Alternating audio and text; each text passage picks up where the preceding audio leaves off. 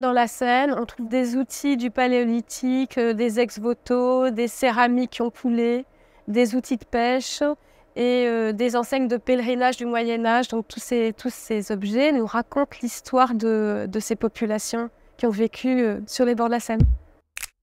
Défense de mammouth, nasse de pêche, figurines en plomb, ces objets repêchés dans la Seine au fil des années témoignent de l'histoire du fleuve, mais aussi de ses populations successives, de leur mode de vie et de leurs croyances. Les traces les plus anciennes que l'on a de la Seine, c'est évidemment un lit qui date du Paléolithique, donc entre moins 300 000 et moins 40 000.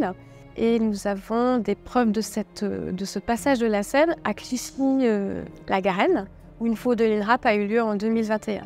Grâce à ces fouilles, on découvre que la plaine parisienne est traversée dès le Paléolithique par des chevaux, des bisons, des rhinocéros laineux, mais aussi par des néandertaliens. Ces derniers s'arrêtaient sur les berges de la Seine pour tailler leurs outils et découper du bétail, comme en témoignent des éclats de silex et des fibres végétales. Et par la suite, à l'époque de l'Antiquité, va se mettre en place une divinisation de l'eau vive, en fait. De l'eau vive, des lacs, mais surtout des fleuves, des rivières et des sources, parce que les sources sont encore plus mystérieuses puisqu'elles viennent de sous terre et il y a un vrai mystère à voir de l'eau sortir de terre.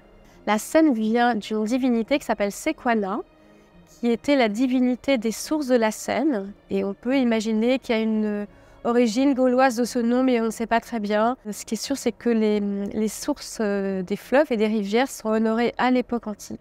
Divinité réputée dans l'Antiquité pour accomplir des miracles, elle détenait un double don, le pouvoir de guérison et celui d'exaucer les vœux. Sequana a des capacités à guérir, et donc autour de ces sources va s'organiser un pèlerinage qui aura de plus en plus de succès, et les pèlerins arrivent et vont acheter des ex-voto pour demander à la déesse des guérisons, ou bien pour la remercier d'une guérison qui a eu lieu, et ces ex-voto, on les a retrouvés à plusieurs endroits des sanctuaires. Quelques 1500 ex-voto sont découverts. Les corps fragmentés permettent de localiser le mal et aident la déesse à comprendre où pratiquer la guérison. Ces vestiges matérialisent une prière ou le remerciement pour un vœu exaucé. Alors, la Seine a une importance variée suivant les populations, suivant les époques.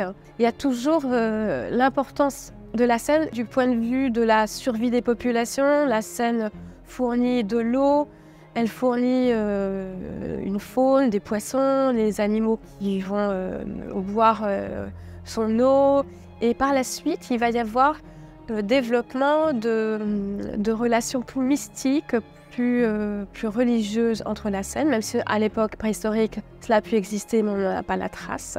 Et ce rapport entre l'eau et l'homme, autour de mystères, autour de dons, de contre-dons, est très important, surtout à partir de l'Antiquité. Il existe deux manières de trouver des objets dans la Seine, le dragage et les ravageurs de la Seine.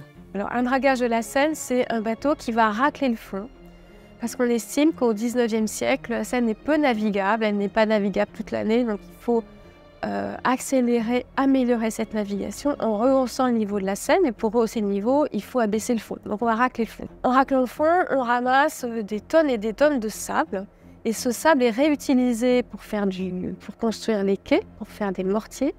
Et au fur et à mesure qu'on fabrique son mortier, on va tomber sur des objets. Il y a une deuxième source qu'on appelle les ravageurs de la Seine, qui sont des chiffonniers spécialisés dans la collecte sur les berges et dans la vase, en fait. Ils vont se promener pieds nus dans la vase et vont ramasser tout ce qu'ils peuvent. C'est un marché très important de seconde main qui existe à Paris au XIXe siècle. L'un de ces collectionneurs est Arthur Forget. Dès le milieu du XIXe siècle, ce dernier rassemble par milliers les plombs de la Seine. Ce qu'on appelle les plombs de la Seine, c'est une collection qui a été montée par un antiquaire qui s'appelle Arthur Forget.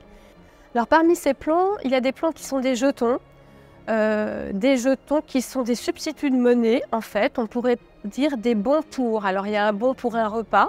Par exemple, les jetons capitulaires qu'on va distribuer aux chanoines quand ils viennent aux messes, pour les encourager à venir aux messes. Il y a d'autres jetons qui donnent droit à passer le péage de la Seine, puisqu'au Moyen-Âge, il y a une sorte de droit de douane pour traverser la Seine. Et donc, ce sont aussi des jetons qu'on donne. Jusqu'au XIXe siècle, les berges de la Seine sont un lieu de travail.